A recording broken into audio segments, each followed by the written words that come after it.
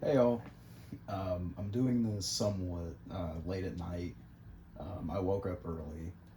Uh, I ate something and then I couldn't go back to sleep, so I figured I'd go ahead and make another video in my yapping sesh world, as I've affectionately called it. Um, as y'all can see, I've gone ahead and made a roof for this. Um, the style for this house that I wanted to do was basically just kind of a normal, suburban home. One like houses that I might have seen growing up, or when I've gone to like a friend's house or whatnot. And I also wanted to try and keep it simple. The whole reason why I'm even playing on the Xbox 360 Minecraft specifically is because it's just more nostalgic for me. It's much simpler as well.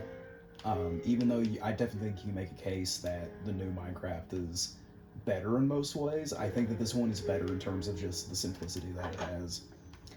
Um, for this specific video, and I'm going to turn the TV down. Nah, it's fine. Um, the thing I wanted to do this uh, session was I wanted to decorate my house. I have some stuff here, like I have a cake and I have a flower pot. I just wanted to. Jesus, I gotta turn that down. Hold on. I'm really sorry, y'all. I don't know if it's just because I'm talking quietly or it's late at night or what, but I do not feel like having it be that loud. I have people asleep right now. Um, but, I wanted to decorate it, kind of sprucing it up a little bit. And I guess I'll take that sugar cane as well. And also try and do a more full explanation of the school philosophy that Diogenes came from, known as the Cynics. The Cynics were a school of philosophy um, that is largely considered to have had lineage from Socrates, although that is sometimes kind of called into question. Um, and I'll get into that later, but basically, the Cynics were a ancient Greek school of philosophy that believed in acting in line with nature, right?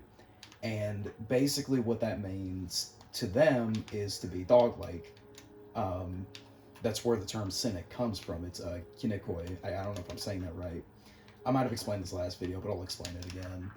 Um, for instance, the most famous example of this is Diogenes the Cynic. Diogenes the Cynic. He was known for being kind of a rambunctious dude. I guess you can call him that. He'd do a lot of things he'd do in private and public. He'd live in the trading market, which was a very big taboo in ancient Greece. He would defecate in public. He would, do everything in public. And at some point, he was told, "Man, you're like a dog." And he was like, "Man, that's awesome." And so he decided to kind of embrace that image, for whatever reason. And that is largely where the Cynic philosophy comes from. It's about just living life in a very sort of natural and freeing way. Um, that partly meant like not really caring about social convention, as you can kind of see from Diogenes. Famously enough, his father, or both he and his father were charged with desecrating the ancient Greek currency for defacing it.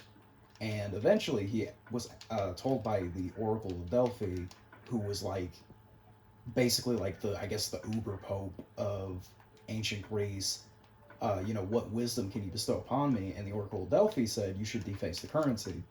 He initially took that literally, and he started like actually defacing coins. He started taking the faces off of the coins. Um, but eventually he took that to be more metaphorical and took that to mean, I should be questioning the conventions of, the world around me.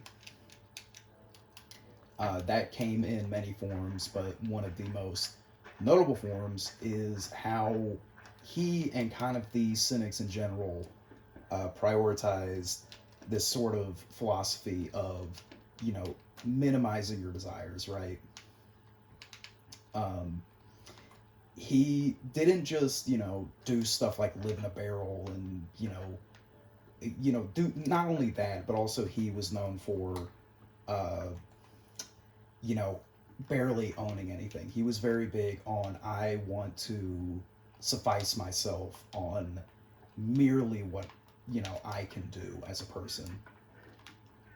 Um, and famously enough, he is known for, at one point, uh, seeing a boy in a stream um, drink from a river, like directly from the river with his hands, and he was like, "Oh my god, I can't believe it.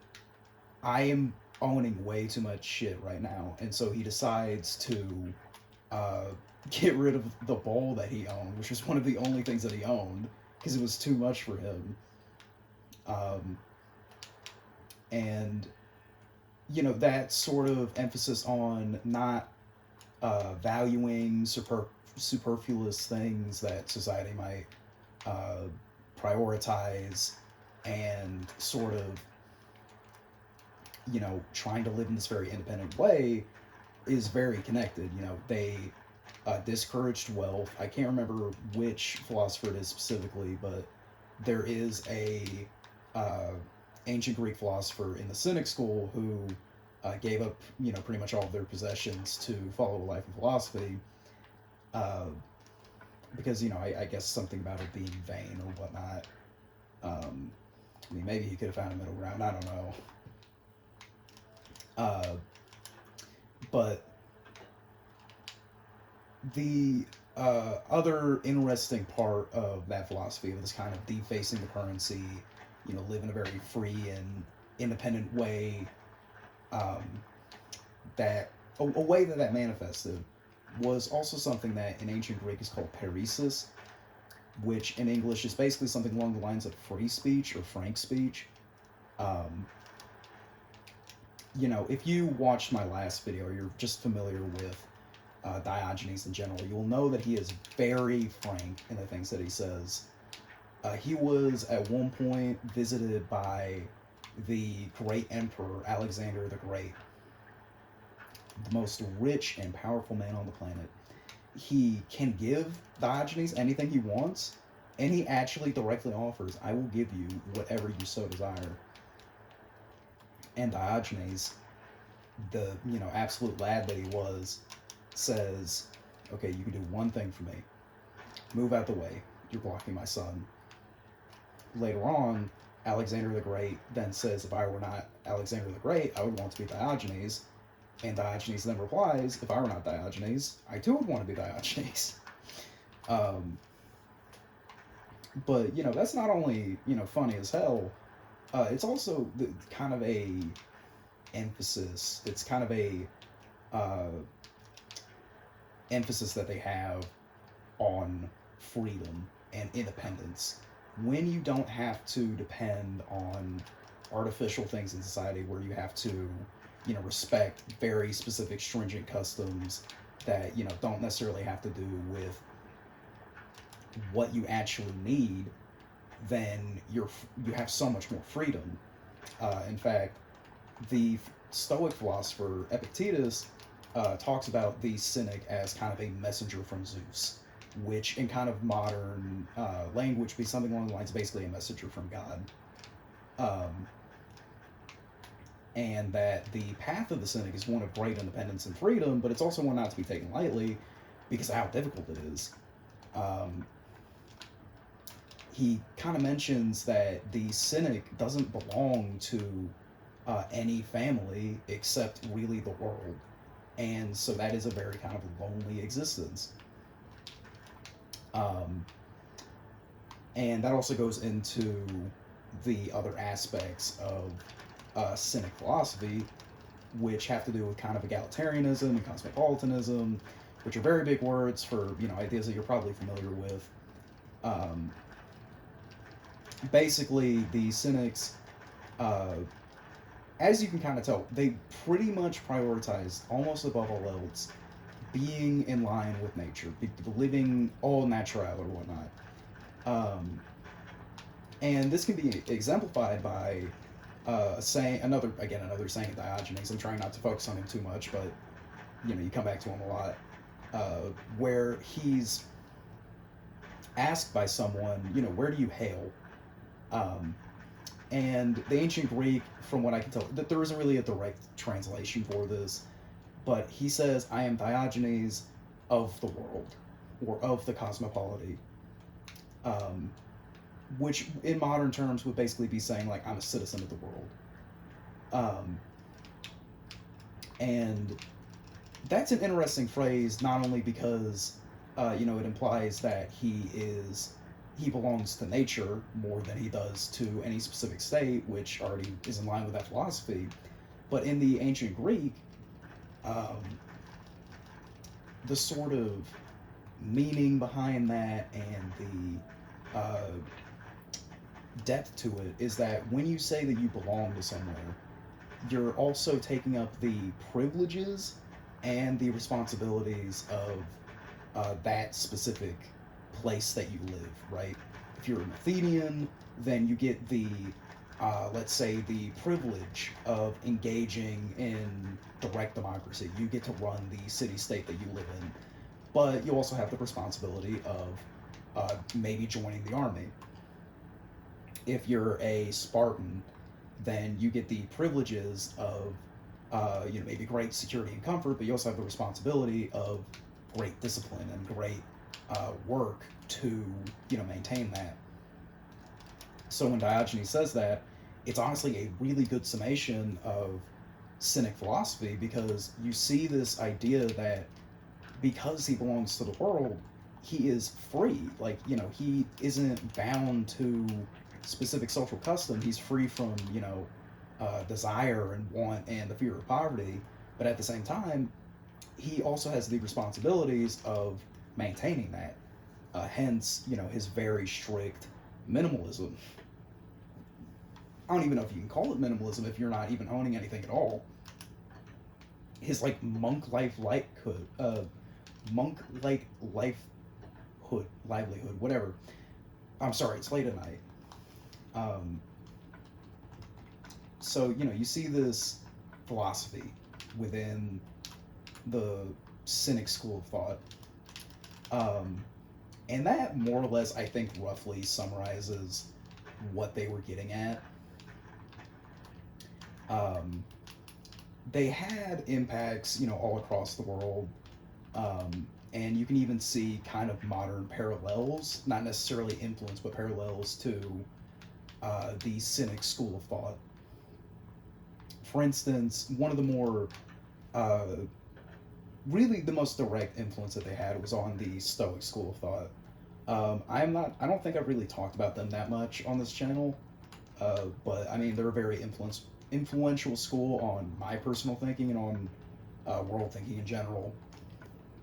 As I said before, the Stoic philosopher Epictetus was influenced by Diogenes, as seen in some of his frank speech, some of his minimalism, some of his uh, even just his preference for teaching someone directly through dialogue rather than writing these things down and systematizing them and whatnot.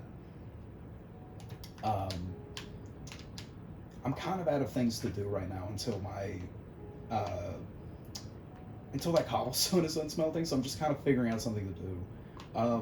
I will go ahead and say real quickly, one of the things that I was intending to do was try and explore the rest of this world. You can kind of see it on the map, but there's a woodland mansion over there. I think I'm gonna raid it one day.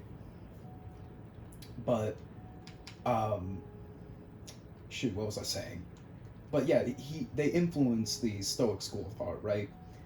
The story goes that Crates, of I believe Thebes, was in the same area as Zeno of Citium, who was a Greek trader, um, who had gotten stranded on Thebes and was just trying to figure out what to do.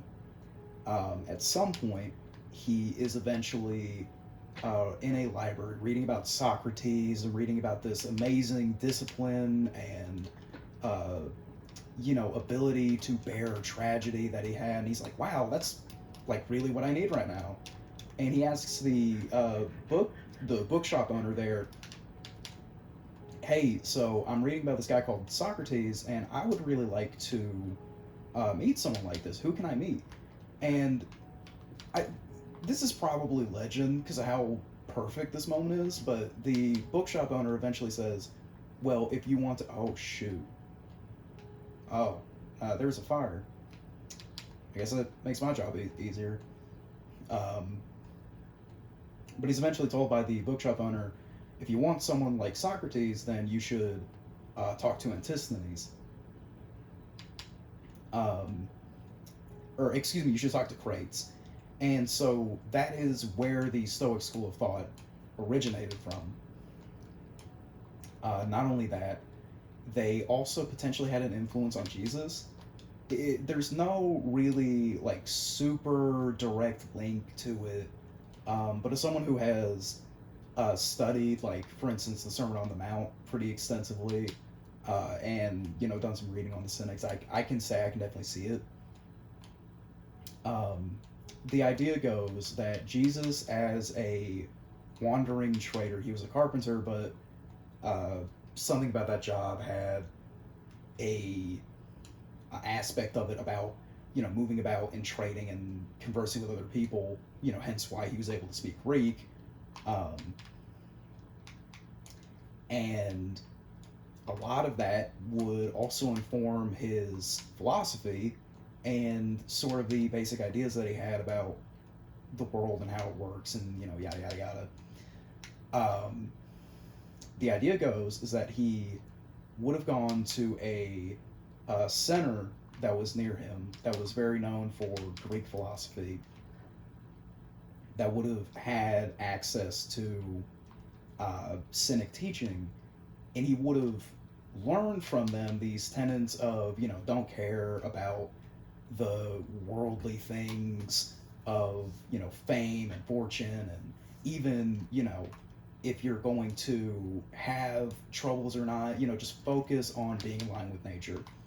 And while he wouldn't necessarily call it nature, he would say, you should not care about worldly things and just care about God.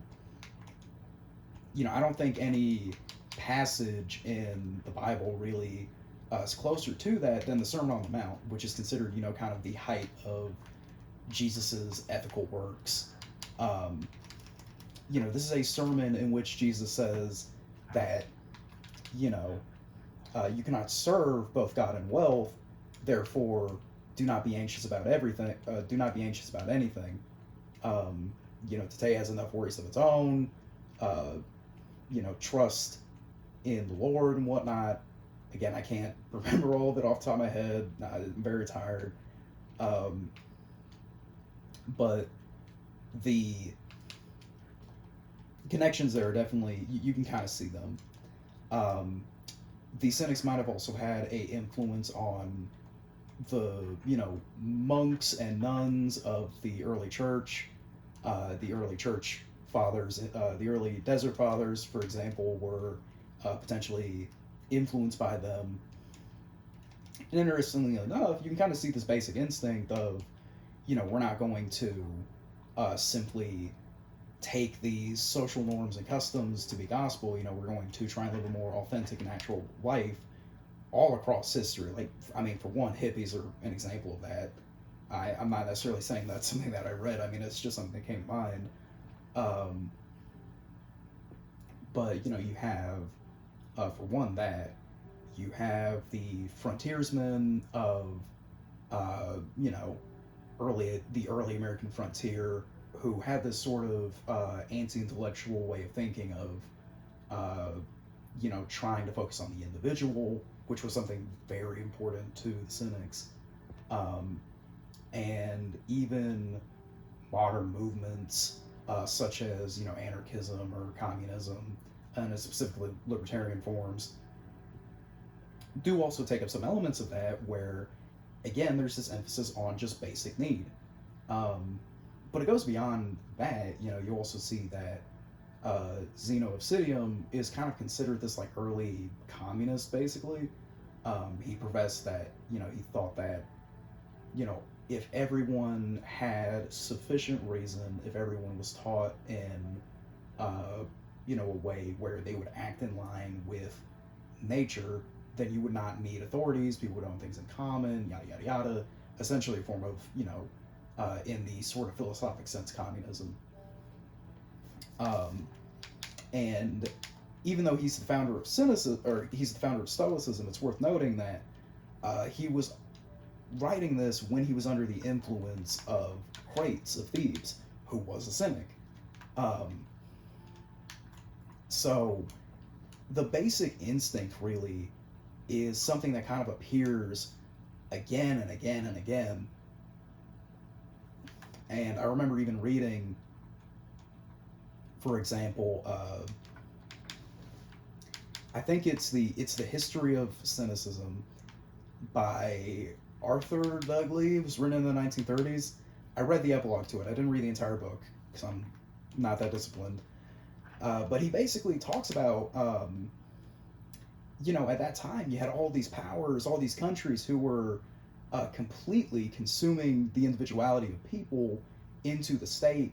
Um, you even have Benito Mussolini, the founder of fascism, saying like there should be nothing against the state, nothing outside the state, and everything should be in the state.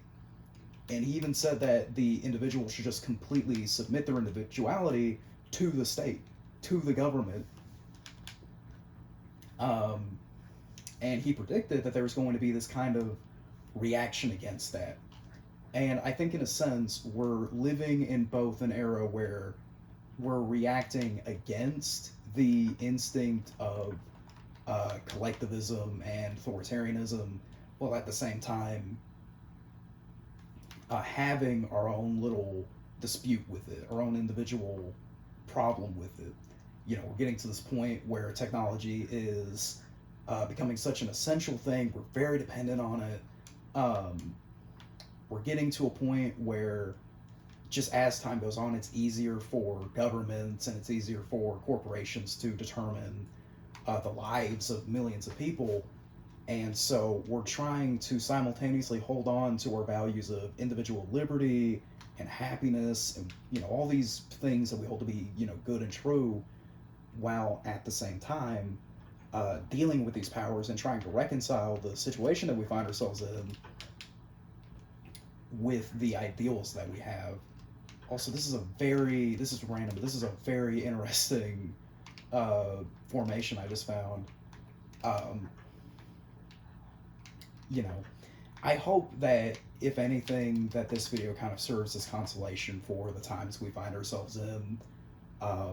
I'll be honest, I find myself personally pretty overwhelmed by the amount of, violence and corruption and authoritarianism that we find in our time. And, one of the things that I do is I try to find out what are the ideas that, helped people throughout history. What are the things that helped people to, feel okay, or at least just get through the day, when they had to go through challenges just as bad, if not worse, than mine. And I hope that this serves as some sort of consolation for people. Um, I'll end off this video with a quote from, I think it was Emperor Julian, who said that cynicism is the shortcut to virtue. That's definitely contradictory to what Epictetus said about how cynicism is a difficult path to take and not one to be taken lightly. But I think that in some sense, Emperor Julian is correct. Just saying that we should live naturally, to say that we should live simply, is something that pretty much everyone can do. Just take the example of your own nature as a person. Take the example of an animal. Take an example of, trees or clouds or whatever, and use that to inform your sense of virtue. A dog does not worry about the past or the future or what its identity is. it simply lives and it simply enjoys what it does. Um, and while that does come with the challenge and the responsibility of trying to figure out what that even means, for a thinking person who has to deal with the complexities of life, and even trying to live a more simplistic life, it comes with the privilege of like freedom from social custom. Maybe not entirely, but somewhat. Um, and honestly, if there's anything that my life has taught me, is that even just small things can make a huge difference. Um, so I definitely think that it's worth it to consider what it might mean to take the shortcut to virtue. All right. Thank you all for watching. Appreciate it. Good night.